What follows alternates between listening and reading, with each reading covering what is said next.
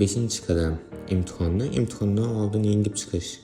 DTM faqat bilim emas, u vaqt va asab sinovi. 3 soat charchoq, stress. Agar vaqtli testni birinchi marta imtihon kuni ko'rayotgan bo'lsangiz, kech bo'lishi mumkin.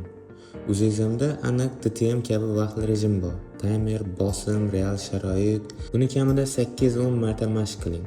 Shunda bu bosqichdan bemalol o'tib ketasiz. Eski psixologiya quyidagicha: oxirgi 3 kunda yangi narsalar o'rganaman, uxlamayman, to'xtamasdan takrorlayman, bunaqa degan nimalar qolib ketgan. Bizda shunaqa psixologiyalar qolib ketgan. Uxlang, yaxshi ovqatlaning, imtihondan oldingi kecha darslikni yopib qo'ying. Ustozlarning maslahati: 2-3 ta konfet olib oling o'zingiz bilan imtihon kuni. O'sha vaqtda stressdan chiqarishga yordam beradi bu narsa.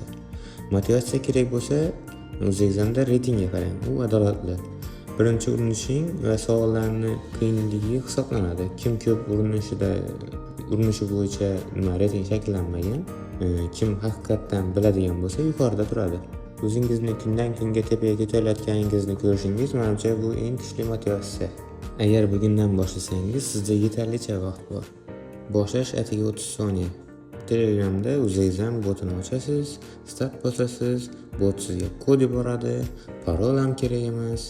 40 mingdan ortiq savol, DTM, IELTS, SAT hammasi bir joyda. Havola pastda uzexam.uz. Bugun boshlang, ertaga emas. Video foydali bo'lsa, like bosing, obuna bo'ling. Bu bizga shijoat bilan kontent yaratish huquqini beradi. Xato qilishdan qo'rqmang, xatolarni takrorlashdan qo'rqing. E'tiboringiz uchun rahmat. Ko'rishguncha.